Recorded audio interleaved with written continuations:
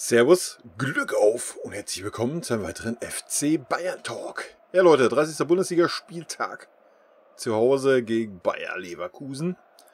2:0 gewonnen. Ich würde sagen, ein sehr souveräner Sieg. Wir hatten in keinerlei Phasen des Spiels irgendwelche Probleme. Ja.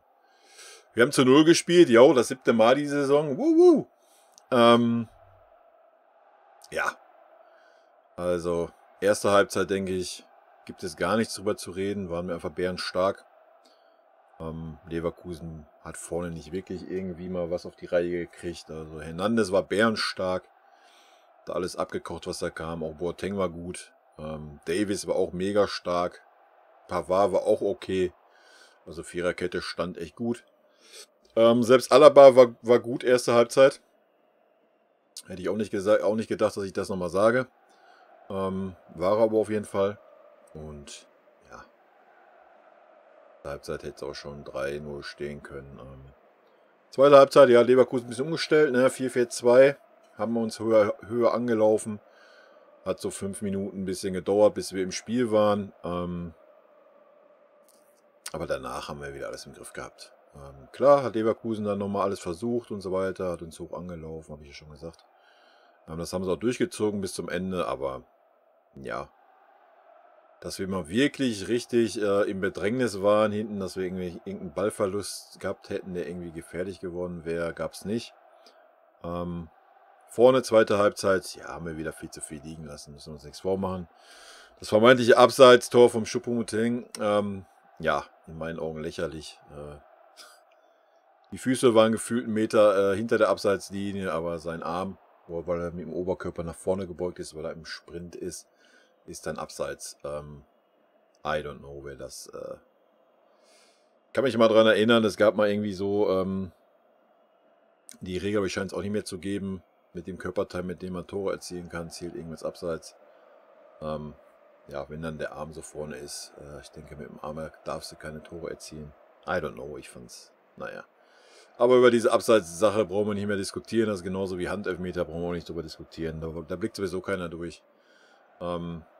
Ja, ich fand es schade, hätte er sich verdient gehabt. Choupo war stark heute, hat zwar so nach seinem Tor eine kleine Schwächephase eigentlich gehabt, aber zweite Halbzeit war er echt mal gut. Er hat echt mal so ein bisschen den Levi gemacht, ja. Hat sich mal fallen lassen, ist mal nach außen ausgewichen, war anspielbar, ist dann wieder vorne rein. War einfach mal ein bisschen beweglich und nicht stumpf da vorne drin und ist da doof rumgestanden, ne? Hat echt so ein bisschen den Levi gemacht. Hat mir sehr gut gefallen. Das Tor hat natürlich auch gut gemacht, erste Halbzeit. Da muss er stehen, den muss er dann auch machen. Wie gesagt, das zweite Tor war auch sehr gut gemacht. War es dann leider nicht gegeben wurde aufgrund von Millimeter Abseits. Ansonsten, ja, Sané war vielleicht der Einzige, der ein bisschen geschwächelt hat. Nach hinten gut, nach hinten stark. Nach vorne ist ihm nichts gelungen. War engagiert, ja, aber Leute, der Torschuss aus 5 Metern. Ja, I don't know. Der muss auf jeden Fall aufs Tor gehen und nicht in die 5. Etage. Da müssen wir uns nichts vormachen. Und auch sonst in 2, 3 Dribblings, 2, 3 Pässe. Ja, ich weiß nicht, woran es liegt. Ob er überspielt ist, sonst was. Hat nahtlos angeknüpft an die Leistung. Musiala war mega stark. Auch dafür, dass er irgendwie 3 oder 4 Positionen gespielt hat in den 80 Minuten, wo er auf dem Platz war. Hat mir wieder sehr gut gefallen. Ja, wie schon gesagt, ein ganz ungefährdeter, souveräner, hochverdienter Sieg, das 2:0. Gut, wir werfen mal einen Blick in die Statistiken. Es wird heute ein etwas kürzerer Talk, weil ich habe Frühschicht, ich muss gleich in 5 Stunden schon wieder aufstehen, von daher ist heute ein bisschen kürzer. Ich werde gleich noch ein paar Sachen kurz zu Brazzo sagen und zu dieser Euroleague-Geschichte, aber erstmal frühstücken wir eben das Spiel ab und dann gibt es zum Wochenende hin nochmal einen etwas längeren Talk zu diesen Themen. Gut, Statistiken. Ballbesitz 61:39. Ja, ist standesgemäß und das, obwohl wir Leverkusen in der zweiten Halbzeit doch schon ein bisschen den Ball überlassen haben. Fouls 6:14. Ja, dazu vielleicht mal ein Wort, dass der Bellarabi nicht mindestens eine gelbe Karte gesehen hat, ist wieder ein Witz, ne? Wie immer gegen uns. Ohne Scheiß, der hat zweimal von hinten richtig auf die Ferse geballert. Ob das nun Absicht ist oder nicht, wen interessiert das? Also da gehört eine gelbe Karte rein. Ja, ganz klare Kiste, also sehr lächerlich wieder. Also, ich weiß nicht. I don't know. Zweikämpfe sagt alles, Leute. Zweikämpfe, wir waren super zweikampfstark, habe ich ja gesagt, wir hatten gar keine Probleme. 58,2. Schüsse insgesamt 23,7, Schüsse aufs Tor 8,4. Da muss man sagen, haben wir ein bisschen Pech gehabt. Haben teilweise Alaba 2-3 Mal aus der Distanz, Coman 2-3 Mal aus der Distanz. Was mir sehr gut gefallen hat, dass der Kimmich endlich auch mal aus der Distanz versucht hat. Wünsche ich mir öfter von ihm, wenn Goretzka nicht auf dem Platz ist. Hat er gut gemacht, fand ich. Ecken 7-3, dass der Kimmich immer noch eine Ecke schießt oder einen Freistoß, ist ein Witz, ganz ehrlich. Ich mag einen Kimmich, ist für mich ein absoluter Leader der kommenden Jahre. Aber wenn man so ein Leader ist, erwarte ich auch, dass man selber einsieht, ja, dass ich scheiß Ecken und scheiß Freistöße schieße. Das waren heute wieder was? 7 Ecken. Ich glaube, wir hatten 3 Freistöße in ausrichtsreicher Position. Einen hat Alaba gemacht. Die anderen beiden hat der Kimmich da reingeflankt. Also, I don't know. Kann ich nur mit dem Kopf schütteln. Also. Gewonnene Zweikämpfe. Musiala 12. Bärenstark. Ne? Gibt es genauso wie Davis mit 9. Coman mit 6.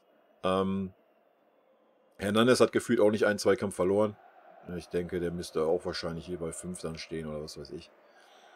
Ja, wie gesagt, Musiala hat mir super, super gefallen. Davies aber auch mega stark. Coman war zweite Halbzeit echt gut. Erste Halbzeit war er meh. Weiß nicht, ob er rechte Seite nicht so mag. Da war er wirklich nicht gut, erste Halbzeit. Ballkontakte 114 Davies, 95 Kimmich, 83 Hernandez. Ja, gefolgt worden, das zählt uns nicht. Ne? Schüsse insgesamt, Alaba 4, Kimmich 4, Müller 3. Und Torschussvorlagen, Alaba 4, Schuppo 4, Coman 4. Joa, ich würde sagen, kommen wir kurz zu meinen Noten. Eigentlich gibt es heute nicht wirklich eine schlechte Note. Neuer würde ich heute eine 2 geben.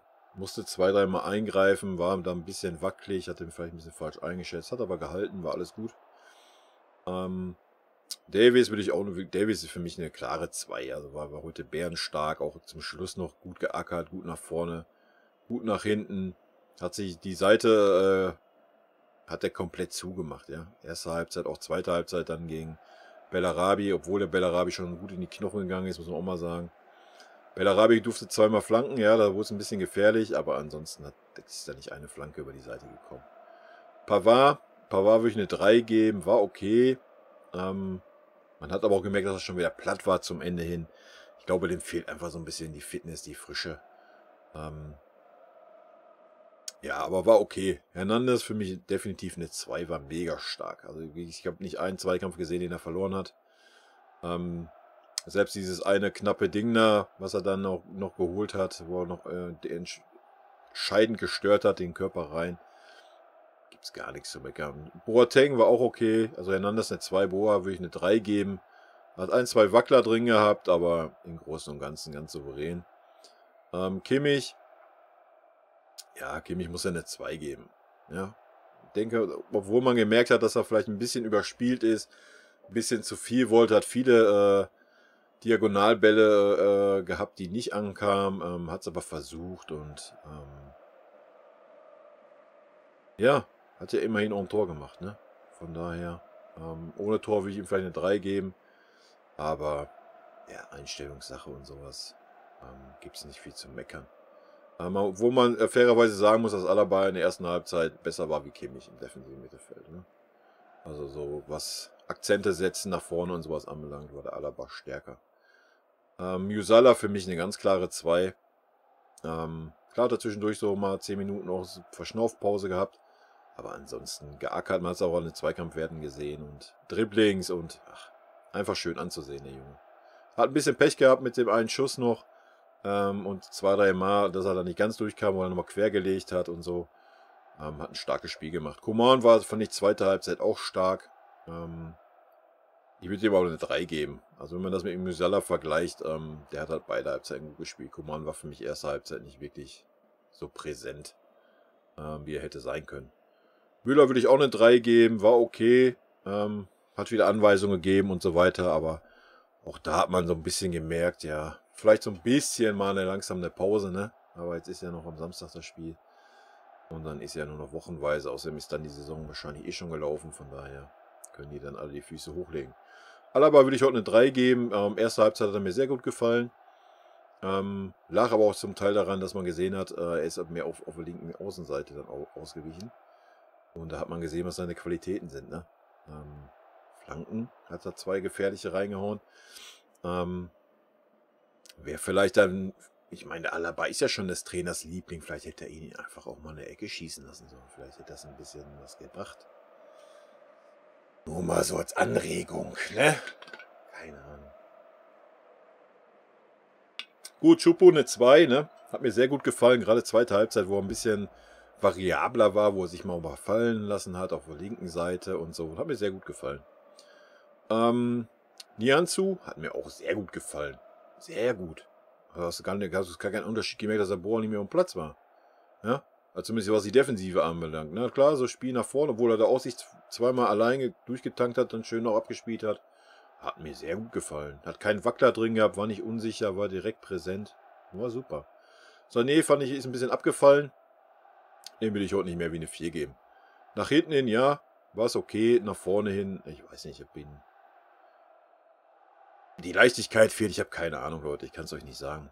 Goretzka würde ich eine 3 geben. War okay. Mittlerweile erwartet man von Goretzka vielleicht ein bisschen mehr. Aber kam jetzt auch mal wieder aus einer Verletzung und so weiter. Von daher war es okay, eine 3, ne? Gunnar Saar und Christopher Scott können wir nicht wirklich beurteilen für 8 Minuten auf dem Feld. Beide haben keinen Fehler gemacht. Ja? Wir haben auch zu 0 gespielt. Beides war okay. Beide haben 1, 2 Szenen noch gehabt. Aber um das jetzt irgendwie zu bewerten, wäre dann auch nicht fair. Gut, Leute, was gibt es sonst zu sagen? Erstmal habe ich heute gehört, es gibt eine Petition, dass Brazzo entlassen wird. Da muss ich ein paar Worte zu sagen. Leute, also wer das ins Leben gerufen hat und wer das irgendwie da unterschreibt, Alter, tritt aus dem Verein aus, wenn du Mitglied bist. Du hast in unserem Verein nichts zu suchen, Alter. Du bist kein Bayern-Fan. Du bist absolut kein Bayern-Fan. Du bist vielleicht ein Flick-Fan. Keine Ahnung, das kann sein. Aber dass du ein Fan unseres Vereins bist, nein, bist du nicht. Das ist eine absolute Frechheit, sowas aufzusetzen, da mitzumachen. Auch die Pressekonferenz, die ich mir reingezogen habe, vor dem Spiel zu Bayer Leverkusen auf YouTube, wie viele Leute da Brazzo rausgeschrieben haben. Leute, ihr seid einfach nur Abschaum, in meinen Augen. Ja, ihr seid Abschaum, ihr seid keinerlei Fan von meinem Verein. Ja, also wer sich mit der Sache gar nicht auseinandersetzt und dann so eine Scheiße da ins Leben ruft, Alto Baby, seid ihr armselige Menschen. Sag ich euch, wie es ist. Das ist meine Meinung. Stehe ich zu. Klar kann man den Brazzo kritisieren, aber den Brazzo da jetzt so hinzustellen, als hätte er an dem Erfolg, den wir gehabt haben in den letzten 2 Jahren, nicht zu beigetragen, ist völliger Schwachsinn. Völliger Schwachsinn, Leute. Dass der Flick das gerade so dreht, dass es ist, ja, ich verlasse den Verein wegen dem Brazzo. Leute, wer so blind und so blauäugig ist und das glaubt, ja, der hat den Schuss auch nie mehr gehört. Und wer dann so eine Petition ins Leben ruft und wer da unterschreibt, Alter, ich weiß nicht, was mit euch los ist. Ich meine, die ganze Online-Hetze, die es gibt, wegen irgend so einem Scheiß, was dann irgendwas ins Leben gerufen wird. Ich meine, ist ja normal heutzutage. Aber dass das jetzt schon auf den Fußball übertragen wird und dann in unserem Verein so ein Verhalten ist. Die Leute stellen sich hin und kritisieren das Verhalten in unserem Verein, dass so einiges nach außen getragen wurde, dass die Vereinsführung Blasülz nicht irgendwie mal klare Kante sagt und sowas. Und dann stellen sie sich dahin und machen eine Petition, dass der Sportvorstand entlassen wird. Leute, was seid ihr für armselige Würmer? Junge, Junge. Jetzt mal ganz ehrlich, der Flick hat, wo der Löw zurückgetreten ist, hat der Flick es als einzigster Trainer, der im Gespräch war, komplett vermieden zu sagen, nein, ich mache keinen Bundestrainer. Und jetzt ist alles so gedreht, so, ja, nein, ich verlasse ja den FC Bayern München, weil ich mit dem Brazzo nicht einverstanden bin. Mit den Transfers und den Kader, den ich zur Verfügung habe und den ich dann nächstes Jahr zur Verfügung habe. Nee, das mache ich nicht mit. Das ist mit zu tun. Deswegen verlasse ich den FC Bayern. Warum verlässt er den FC Bayern? Weil er Bundestrainer wird, Leute, wegen nichts anderem. Macht euch doch nichts vor. Was ist denn los mit euch? Junge, Junge, denkt doch mal ein bisschen nach, bevor ihr irgend so eine Scheiße ins Leben ruft. Junge, Junge, Junge. Seid froh, dass ich nicht mehr Zeit habe. Ich könnte da mal richtig eskalieren zu dem Thema, aber das hebe ich mir fürs Wochenende auf. Also in meinen Augen, man kann ja die Meinung haben, dass er Brazzo Fehler gemacht hat. Bin ich auch der Meinung, ja. Alles gut, vollkommen richtig.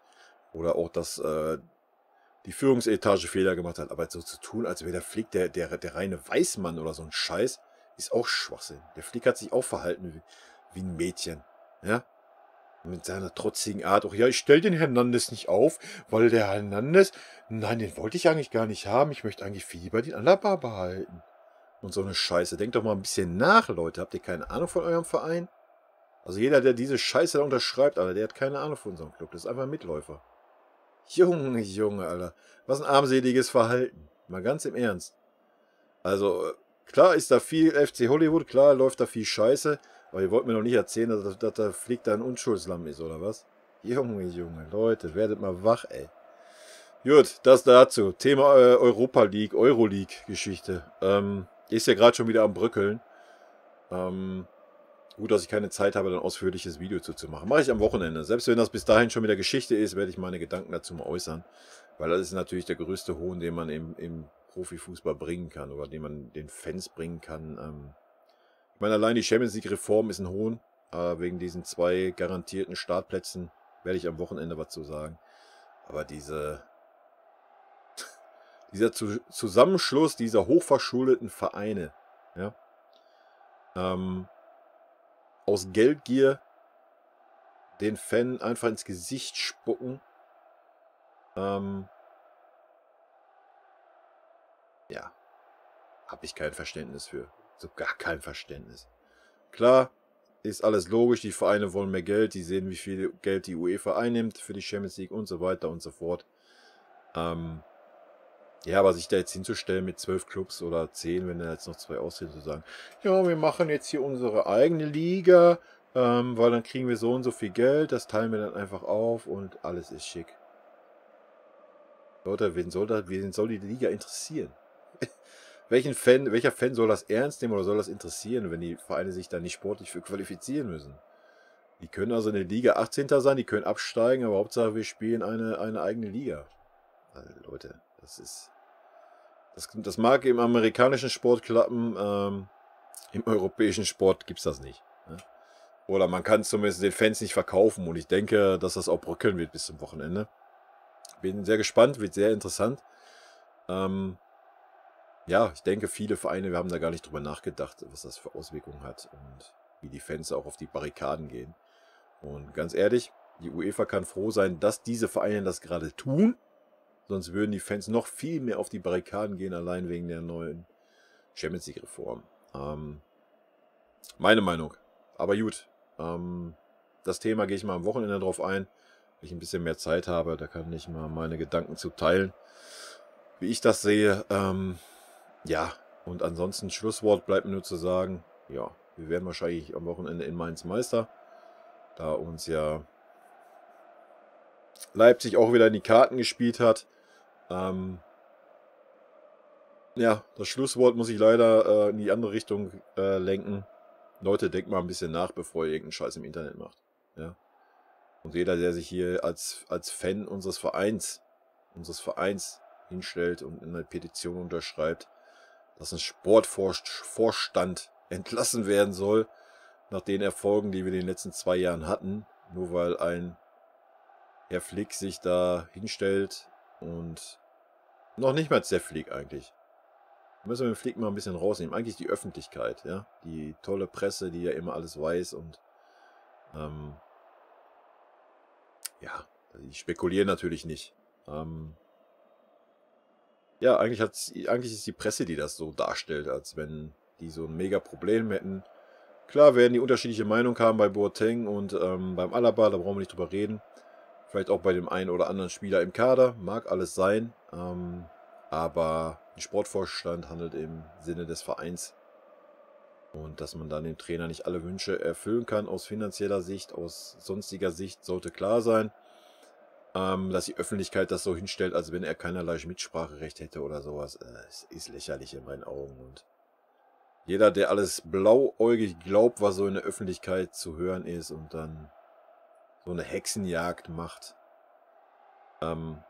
Leute, ihr seid ein Armutszeugnis für unseren Verein. Sage ich euch ganz ehrlich. Es ist einfach so. Das ist mein Schlusswort. An alle echten Fans, rot-weiße Grüße gehen raus. Bleibt gesund. Wir hören uns am Wochenende wieder. Wahrscheinlich, wenn wir die Meisterschaft feiern, in Anführungsstriche.